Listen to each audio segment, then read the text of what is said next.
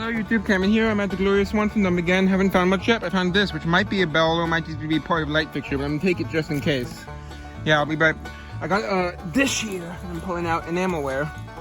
Ooh, it's decent shape, but ooh, it has a mark on the bottom. You know, I'll take that probably. Not definitely.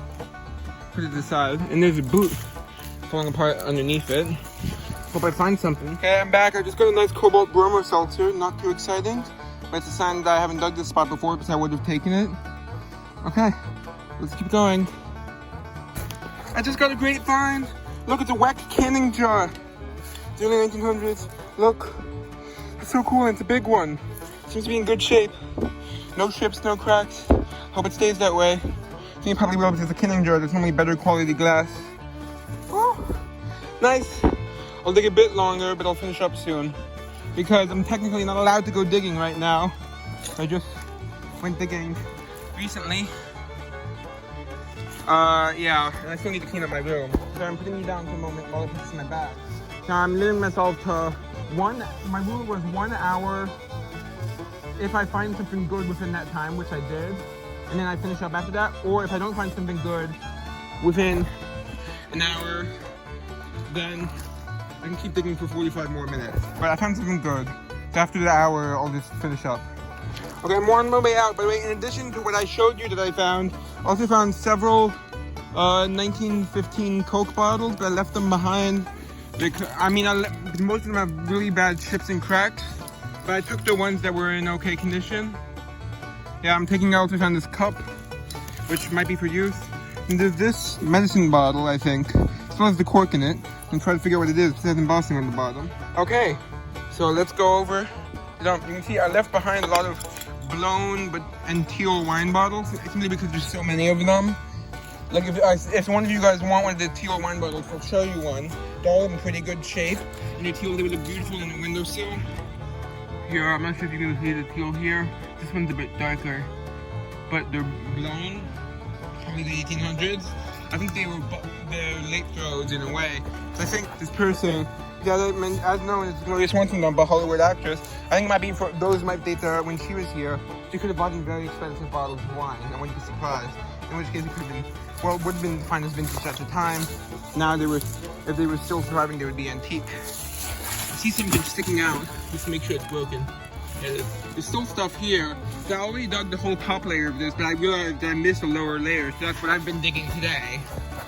You can see, that's the area I dug today, that big section. I dig very fast, considering I just used one hand rake and my left hand. I used my left hand to move the loose dirt, my right hand to loosen it. So, just gonna make sure I didn't expose anything while I was digging. I also moved very heavy rocks, like I moved this big one here. Look, compared to my foot, to see how big it is. It's from top to bottom pretty big too. Like I couldn't actually lift it, I had to dig underneath it so it fell over. And roll it from there. There's a lot of big rocks in this dump. Unfortunately, because that means more broken stuff. Okay, I just wanted to quickly show the antique toilet since I haven't shown it in a while. Let me put it right side up so it's nice and safe. Spiders made a nest. Here, that's nice and sturdy.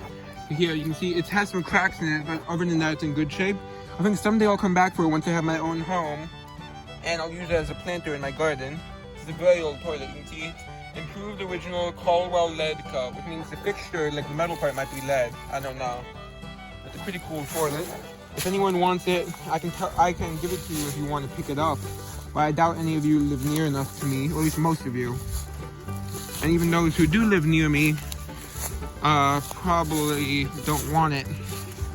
But if you do, let me know, because while I would use it as a planter once I get my own home, I'm not getting my own home for probably a very, very long time. And by the time I get my own home, I'll probably, probably it won't still be there or something, I don't know. Maybe someone else will discover the dump and take it. There's not much left at the dump, but it's enough to be worth going. But I save it for when I have no one to drive me, like when I'm home alone. So yeah, as mentioned earlier, I was not technically allowed to go digging today. So what I'm gonna do is I'll say that I went on a walk to explore it, and then that's where I found the bottles. I didn't go digging because technically she said no digging. So if I say it was a surface find, then she probably will let it go. Then she'll still be annoyed, she'll let it go. Hello, I'm back with the review. Let's get started. First is this nice, pretty much near mint condition Bromo seltzer. That's not going in my collection, so I don't really keep them for myself because they're too common.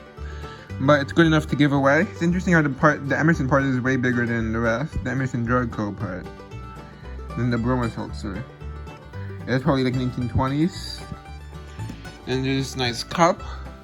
I might use that if it comes out good through the dishwasher. And there's a bunch of these cracked up Coke bottles. They're too cracked up to be worth saving for like selling.